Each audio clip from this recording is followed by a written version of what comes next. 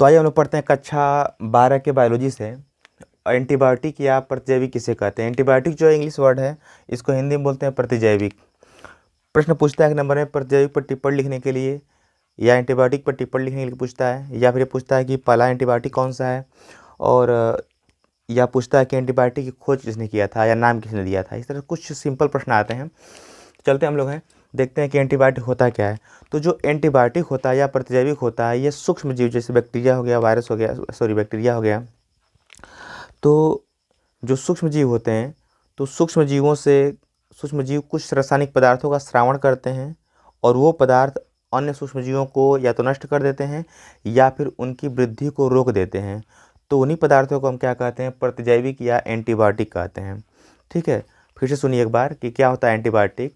तो कुछ सूक्ष्म जीव ऐसे होते हैं जिनमें से कुछ रासायनिक पदार्थों का स्रावण होता है और वह रासायनिक पदार्थ अन्य सूक्ष्म जीवों को या तो नष्ट कर देता है या उनकी वृद्धि को रोक देता है।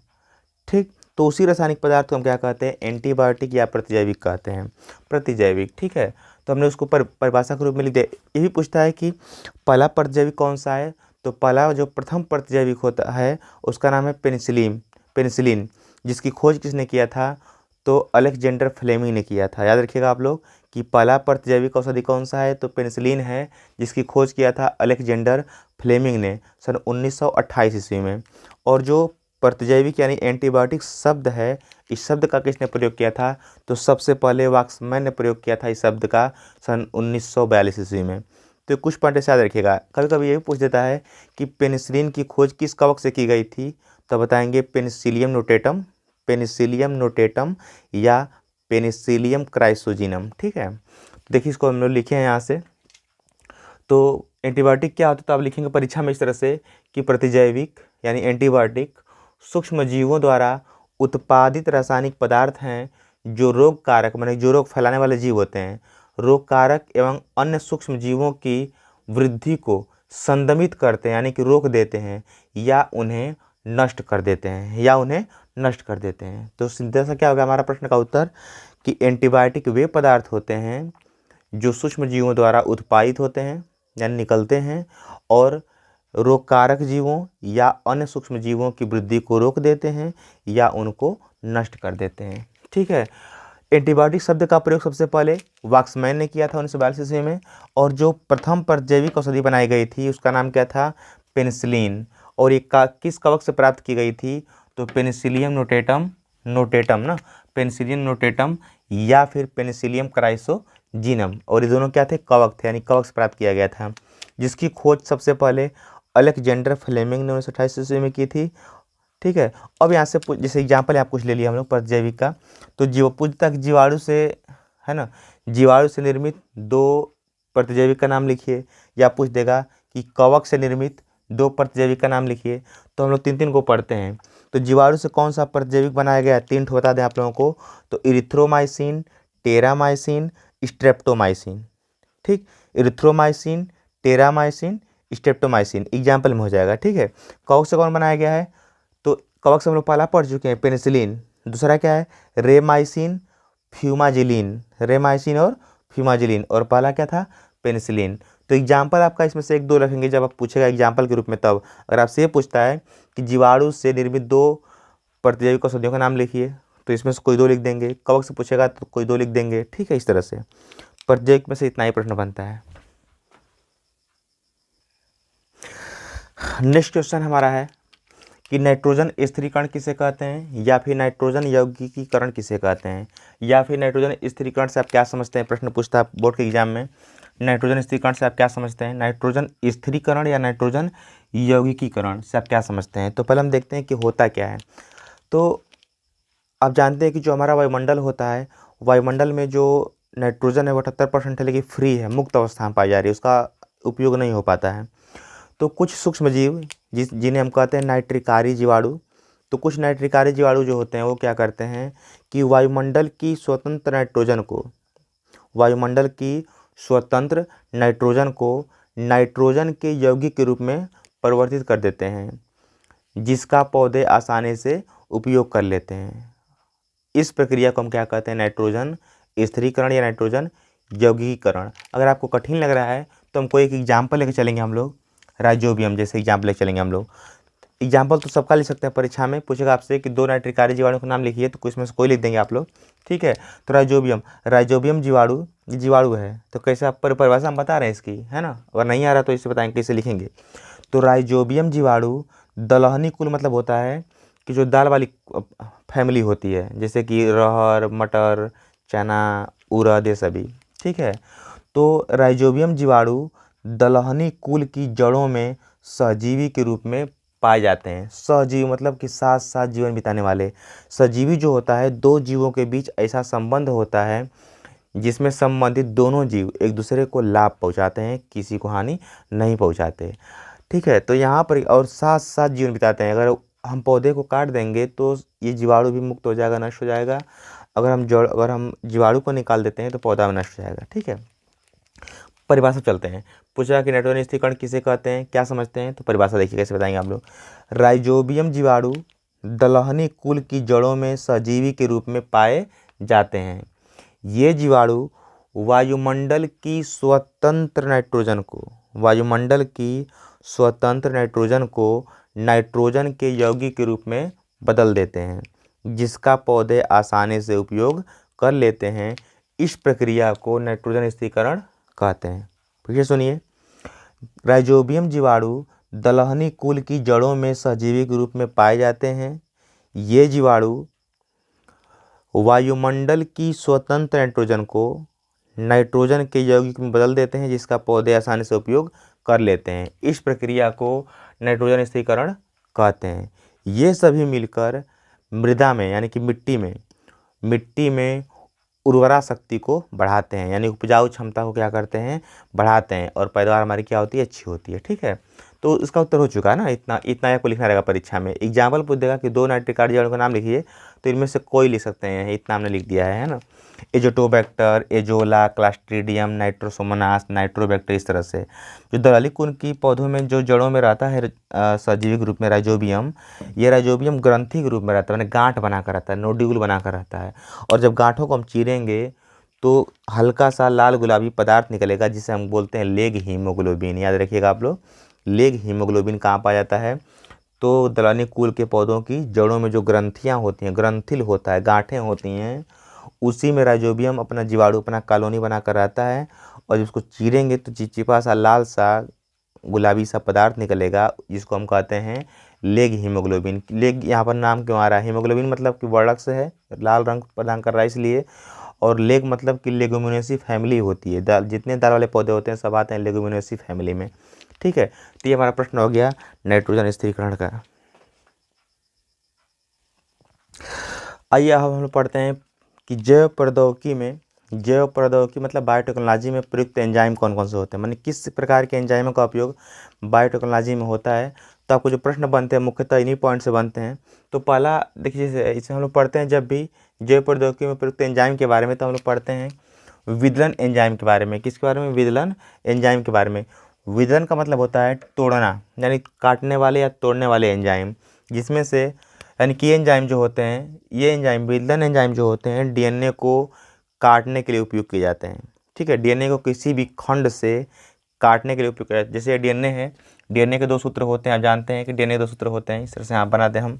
तो डीएनए के 2 सूत्र होते हैं, तो दोनों सूत्रों को काटने का काम करते हैं ये। इस तरह से डीएनए है, ठीक है, ये इस तरह से डीएनए होता है, और डीएनए में इस तरह से नाइट्रोजन बेस जुड़े होते हैं, ये डीएनए है, ठीक है। तो यहाँ पर जो विदलन एंजाइम का उपयोग करते हैं डीएनए को काटने के लिए। अब यहाँ पर ये 2-3 प्रकार के होते हैं। पहला कौन सा, एक्सोन्यूक्लियेज, दूसरा होता है एंडोन्यूक्लियेज, तीसरा होता है प्रतिबंध एंडोन्यूक्लियेज, या इसी को बोलते हैं रेस्ट्रिक्शन एंडोन्यूक्लियेज, या इसी को हम बोलते हैं रेस्ट्रिक्शन एंजाइम, या इसी को हम बोलते हैं प्रतिबंध एंजाइम, ठीक है। यहाँ से तो प्रश्न सबसे अधिक किसी से पूछा गया है, प्रतिबंध एंडोन्यूक्लियस से या प्रतिबंध एंजाइम से, ठीक है। तो पहला हम देखते हैं यहाँ पर एक्सो माने बाहर होता है, एक्सो माने क्या होता है, बाहर होता है, यानी कि जो एक्सोन्यूक्लियस एंजाइम होते हैं ये डीएनए को केवल एक छोर से काटना प्रारंभ करते हैं। कहाँ से, एक छोर से, जैसे या तो यहाँ से या तो यहाँ से, माने उधर से बाहर से या इधर से बाहर से, ठीक है, काटना प्रारंभ करते हैं। यानी कि जो एक्सोन्यूक्लियस एंजाइम होते हैं, न्यूक्लियेज, न्यूक्लियस माने न्यूक्लिक हम लोग को, एज माने एंजाइम, और एक्सो माने बाहर से काटने वाले, यानी कि ये एंजाइम डीएनए को एक छोर से काटना प्रारंभ करते हैं, मैंने या तो बाहर से इधर से या उधर से, ठीक है।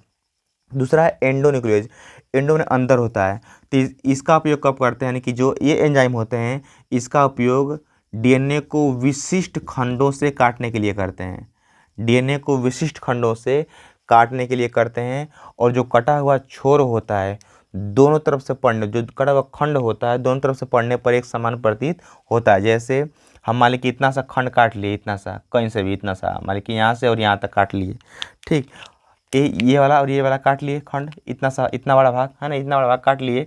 तो इसमें देखिए जो नाइट्रोजन बेस होते हैं उसको देख लें हम लोग, तो मान लीजिए कि एडेनिन है, फिर थाइमिन है, ग्वानिन है, साइटोसिन है, इस तरह से साइटोसिन है, फिर साइटोसिन है ना, इस तरह से, फिर थाइमिन है, फिर एडेनिन, इस तरह से। तो अगर इसको हम पढ़ें इधर से तो ATCC आ रहा है, ATCC-TA, ATCC-TA, इधर से पढ़ेंगे तो ATCC-TA। यानी कहने का मतलब है कि जो एंडोन्यूक्लियेज होते हैं ये डीएनए को विशिष्ट खंडों से काटते हैं, और कटा हुआ जो दोनों खंड होता है, जो कटा हुआ खंड होता है वह दोनों तरफ से पढ़ने पर एक समान प्रतीत होता है। प्रश्न आपका इस पे आता है कि प्रतिबंध एंडोन्यूक्लियस से आप क्या समझते हैं, चाहे डीएनए को काटने के लिए, चाहे डीएनए को हम विशिष्ट खंडों से काटने के लिए किसका उपयोग करते हैं, तो RE का उपयोग करते हैं, रेस्ट्रिक्शन एंजाइम या रेस्ट्रिक्शन एंडोन्यूक्लियेज या प्रतिबंध एंडोन्यूक्लियेज या प्रतिबंध एंजाइम, ठीक है।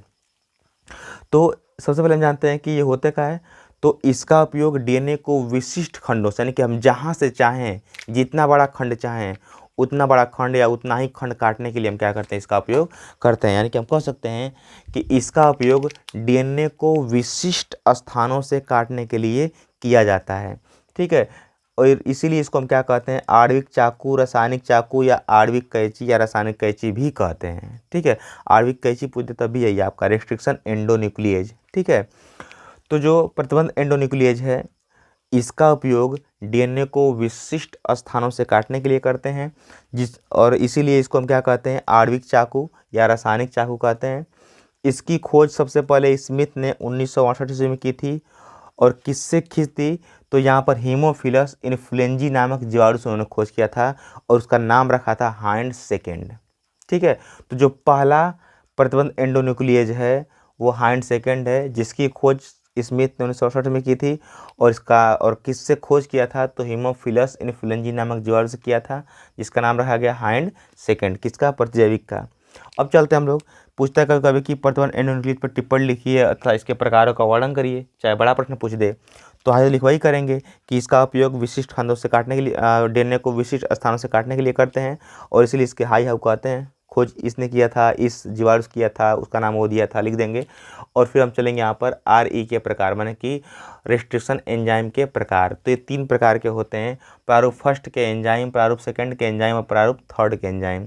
तो जो प्रारूप फर्स्ट के एंजाइम होते हैं ये डीएनए को एक ही बिंदु पर काटते हैं, डीएनए के दोनों सूत्रों को, याद रखिएगा कि ये जो होते हैं डीएनए के दोनों सूत्रों को एक ही बिंदु पर काटते हैं। जैसे यहाँ पर देखें तो 2 सूत्र होते हैं डीएनए के, तो जो प्रारूप फर्स्ट के एंजाइम होते हैं डीएनए के दोनों सूत्रों को एक ही बिंदु पर काटते हैं, एक ही बिंदु पर काटते हैं। और जब काट देंगे कई बिंदु पर तो जो कटे हुए दोनों छोर हैं इनको हम कहते हैं कुंद छोर, ठीक है। यानी हम कह सकते हैं कि प्रारूप फर्स्ट के जो एंजाइम होते हैं डीएनए के दोनों सूत्रों को एक ही स्थान पर चाहे कई बिंदु पर काटते हैं, और कटा हुआ छोर क्या कहलाता है, कुंद छोर कहलाता है। एग्जाम्पल में हीमोफिलस इन्फ्लुएंजी, हीमोफिलस इन्फ्लुएंजी नामक जीवाणु से खोज किया गया था, इसलिए इसको HAE थर्ड नाम रख दिया गया, प्रारूप फर्स्ट का एंजाइम है। दूसरा है यहाँ पर का प्रारूप सेकंड के एंजाइम, तो ये क्या होते हैं कि डीएनए के दोनों सूत्रों को अलग अलग बिंदुओं पर काटते हैं, ठीक है। यानी जो 2 सूत्र यहाँ पर डीएनए के हैं तो ये जो होगा एंजाइम इसमें कोई उपयोग कर सकते हैं, ये वाला चाहे ये वाला चाहे ये वाला, बाम हाई चाहे हाइंड सेकेंड या कोवार फर्स्ट, इस तरह से। तो जब इसका उपयोग करेंगे तो डीएनए के दोनों सूत्रों को अलग अलग बिंदुओं पर काटेगा, यानी कि यहाँ पर काट देगा इस सूत्र को तो इसको यहाँ पर काट देगा, यानी कि यहाँ से और यहाँ पर काट देगा, ठीक है। और जो दोनों कटे हुए छोर होते हैं उनको हम बोलते हैं सलांग छोर चाहे संलांग छोर, ठीक। एग्जाम्पल हो जाएगा आपका ईकोलाई से खोज किया गया था, हीमोफिलस इन्फ्लुएंजी से खोज किया था, अब बैसिलस एमाइलोलिक्विफेसियंस से खोज किया गया था। ये सब नहीं पूछेगा उतना गहराई में। तीसरा आता है प्रारूप थर्ड के एंजाइम, तो ये जो एंजाइम होते हैं ये प्रारूप फर्स्ट और सेकंड के मध्यवर्ती होते हैं, माने बीच के होते हैं, यानी कि दोनों काम करते हैं, प्रारूप फर्स्ट वाला भी काम करते हैं, प्रारूप सेकंड वाला भी काम करते हैं। थर्ड वाला एंजाइम, ठीक है। इसलिए इसको हम बोलते हैं कि ये प्रारूप फर्स्ट और सेकंड का मध्यवर्ती होता है, मतलब दोनों तरह कार्य करता है। प्रारूप फर्स्ट के एंजाइम क्या करते हैं, तो ये दोनों सूत्रों को, डीएनए के दोनों सूत्रों को एक ही बिंदु पर काटते हैं, और जो कटा हुआ छोर होता है उसको हम बोलते हैं कुंद छोर। जो प्रारूप सेकंड के एंजाइम होते हैं, या डीएनए के दोनों सूत्रों को अलग अलग बिंदु पर काटते हैं, और कटा हुआ छोर संलग्न छोर कहलाता है, ठीक है। इस प्रकार हमारा रिस्ट्रिक्शन एंजाइम पूर्ण रूप से खत्म हो गया, ठीक है। और हम लोग पढ़ते हैं यहाँ पर लॉजिस्टिक समष्टि वृद्धि वक्र या लॉजिस्टिक वृद्धि वक्र के नाम से पूछता है, इससे क्या समझते हैं, या पूछता है सिग्माइड वक्र से आप क्या समझते हैं, या पूछता है एस वक्र से आप क्या समझते हैं, या इसी को पूछता है कि बेरहुलस्ट पर्ल वक्र से आप क्या समझते हैं, ठीक है। तो यहाँ पर हमने एस वक्र का फिगर बनाया है। होता क्या है कि जो वक्र होता है किसी समष्टि में, ये पूरा होता क्या है, ये समष्टि वृद्धि वक्र। यहाँ पर देखिए जो वृद्धि वक्र है इसको हम बात करेंगे पहले कि वृद्धि वक्र क्या होता है। तो किसी समष्टि में समय के अनुसार, यानी जैसे समय बीत रहा है, समष्टि का मतलब ये होता है यहाँ से कि जब एक ही मतलब अलग अलग जाति के, यानी कि हम सीधे कह सकते हैं कि अगर एक ही जाति के कई जीव है ना समूह के रूप में उपस्थित रह रहे हैं कहीं पर, तो उसको हम क्या बोलेंगे, समष्टि बोलेंगे, ठीक है। समष्टि जैसे हमको इंग्लिश में बोलते हैं पॉपुलेशन, ठीक। जैसे कुत्ते बहुत सारे हैं एक जगह इकट्ठा हैं, 500, 10,000, 20,000, तो वो समष्टि कहलाएंगे। या मनुष्य किसी सभा में खड़े हैं, 1,000, 2,000, 3,000 समूह के रूप में, खाली मनुष्य ही हैं, तो कहलाएंगे समष्टि, ठीक है। तो किसी भी समष्टि में समय के अनुसार, यानी समय के बीतते बीतते समष्टि की वृद्धि में क्या परिवर्तन हो रहा है, समष्टि किस प्रकार बढ़ रही है, उसी को अगर हम ग्राफ के रूप में दिखाएं, तो जो ग्राफ हमको प्राप्त होता है, ठीक है, उसी को हम कहते हैं यहाँ पर वक्र के रूप में, सिग्माइड वक्र या फिर यस वक्र। यानी कि जब होता क्या है, अब हम चलते हैं प्रश्न पे कि इनमें से कोई प्रश्न पूछेगा तो हम क्या बताएंगे इसको। तो जब समष्टि देखिए, जैसे मान लीजिए कोई व्यक्ति या कोई पादप या कोई भी जीव अगर आकर कहीं पे निवास किया, जब निवास करेगा तो उस अवस्था में अपने आप को वो अनुकूलित करेगा, यानी कि उस वातावरण के अनुसार रहने के लिए, उस वातावरण के अनुसार ढलने का प्रयास करेगा, तो उस समय उसके अंदर वृद्धि कम देखने को मिलेगी। तो ये प्रारंभिक अवस्था होती है, और जब वहाँ पे वो अनुकूलित कर लेगा अपने आप को, उसको दिक्कत परेशानी कुछ नहीं होगी, तो अब भोजन अधिक मात्रा में इकट्ठा करेगा, इकट्ठा करके खूब दौड़ेगा, खाएगा, ठीक है। और जब अधिक मात्रा में सेवन करेगा भोजन, उस वहाँ पर जब बहुत अधिक मात्रा में हो जाएगा, तो उसकी वृद्धि क्या होगी, समष्टि की बढ़ जाएगी, ठीक है।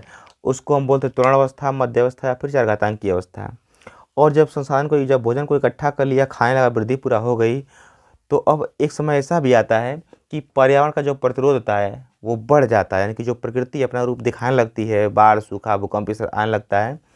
और इस प्रकार जब पर्यावरण प्रतिरोध बढ़ जाएगा तो वृद्धि कट जाती है या रुक जाती है, उसको हम बोलते हैं, इस अवस्था को साम्य अवस्था या स्थिर अवस्था। यानी हम कह सकते हैं कि जब किसी समष्टि में समय के अनुसार अचानक वृद्धि शुरू हो और शुरू होकर खूब तीव्र हो जाए और फिर अचानक घट जाए या स्थिर हो जाए, तो उस समष्टि के लिए एस वक्र या सिग्माइड वक्र का निर्माण होता है, चाहे सिग्माइड वक्र प्राप्त होता है। फिर सुनिए, जब किसी समष्टि में वृद्धि अचानक शुरू हो और खूब तेजी से बढ़ जाए और फिर कुछ फिर अचानक क्या हो, रुक जाए या स्थिर हो जाए, तो उसके लिए इस प्रकार का वक्र प्राप्त होता है, जिसे हम कहते हैं बेरहुलस्ट पर्ल वक्र भी, क्योंकि बेरहुलस्ट ने ही खोज किया था। तो यहाँ पर देखिए होता क्या है कि जो ग्राफ दिखाई दे रहा है, वक्र दिखाई दे रहा है, ये समय और समष्टि के आकार में कितनी वृद्धि हो रही है उसके बीच का ग्राफ होता है। तो जब पहली बार जीवधारी है, तो यहाँ पर इसमें आप लिखेंगे, जब बड़ा लिखना होगा तो बनाएंगे, फिगर अनिवार्य है, और बड़ा लिखने के बाद इसमें लिखेंगे आप लोग कि इस वक्र में 3 अवस्थाएं होती हैं। पहली होती है प्रारंभिक अवस्था, दूसरी होती है त्वरण अवस्था या मध्य अवस्था या चारघातांकी अवस्था, तीसरी होती है साम्य अवस्था या स्थिर अवस्था या अंतिम अवस्था। तो हेडिंग के रूप में लिखेंगे प्रारंभिक अवस्था क्या होती है, इसमें लिखेंगे कि इस अवस्था में जीवधारी अपने आप को अनुकूलित करते हैं और यहाँ पर वृद्धि कम देखने को मिलती है, ठीक। फिर चलेंगे हम लोग नेक्स्ट अवस्था, त्वरण अवस्था, भोजन या मध्य अवस्था या फिर चारघातांकी अवस्था। तो यहाँ पर क्या होता है कि इस अवस्था में भोजन बहुतायत मात्रा में होता है, माना अधिक मात्रा में होता है। इस अवस्था में भोजन बहुतायत मात्रा में होता है तो वृद्धि अधिक देखने को मिलती है और वृद्धि बहुत तेज़ी से होती है, इसलिए इसे चारघातांकी अवस्था भी कहते हैं। मतलब कि दो बढ़ेंगे, फिर 2 से 4, 4 से 8, 8 16, 16 से 32, इस तरह से। तीसरा है सबसे अंतिम अवस्था होती है, इसको हम बोलते हैं अंतिम अवस्था या फिर साम्य अवस्था या स्थिर अवस्था। तो यहाँ पर क्या होता है कि इस अवस्था में पर्यावरणीय प्रतिरोध के बढ़ जाने के कारण वृद्धि घट जाती है या फिर कम देखने को मिलती है या रुक जाती है वृद्धि। ठीक है, बस इतना आपको लिखना रहेगा अलग से, और कुछ नहीं। सिग्माइड वक्र में इतना लिखना रहेगा, लेकिन बनाकर थोड़ा सा। ठीक है, बस ये खत्म हुआ सिग्माइड वक्र।